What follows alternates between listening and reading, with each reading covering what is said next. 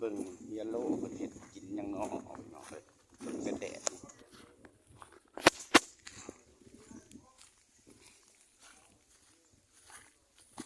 กู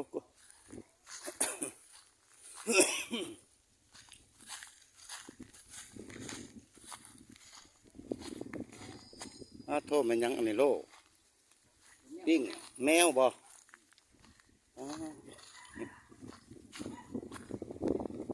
ปิ้งหมูโทษปีมันอยู่แบบห่อนๆเนาะ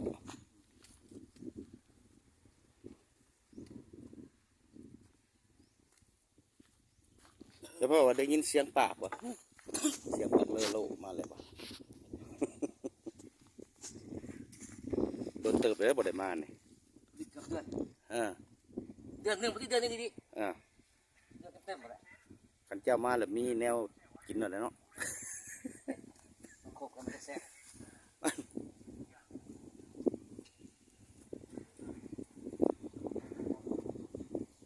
หมูเพิ่นเองนี่บ่นี่นะหรือหมูเอามาแต่ยันว่าหมูป่าตัวเท่าไรฮะ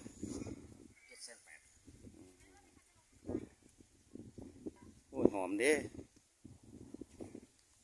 หอมห่อยแค่ของแค่โอ้ยแดดมันของแค่ต้องขึ้นพ่อมาวันนี้นะ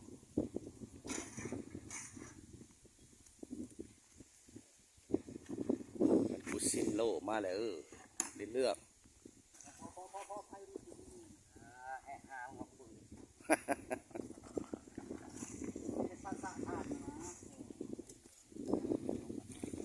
ที่ปีกหมู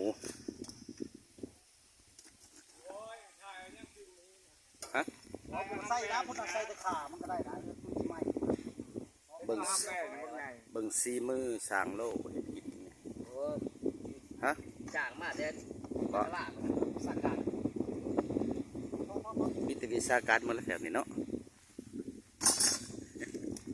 จะได้หัวหน้าผู้ใช้โอ้หัวหน้าคุมงานแมนแหละแมนปิ้นไงหัวหน้าผู้ใช้เป็นสภาพเป็นเงี้ยมันว่ายพอในนั่นวะ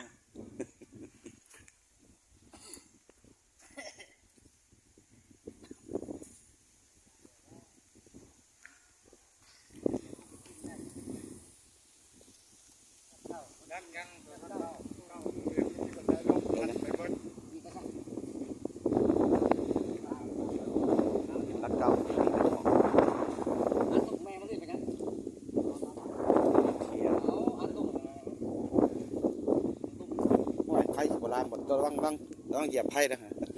อันเด้มันจีถอดยันว่าลงเหยียบอะไรมันคือลูกลงแล้วพืชมาหนาโล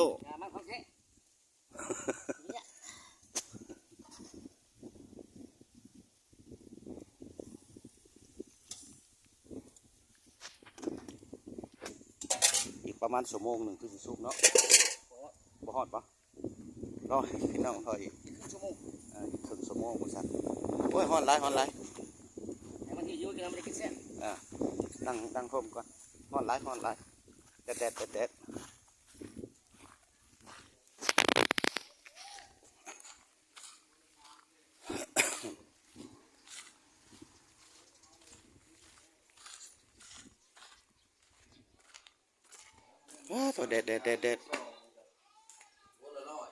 อีกครึ่งชั่วโมง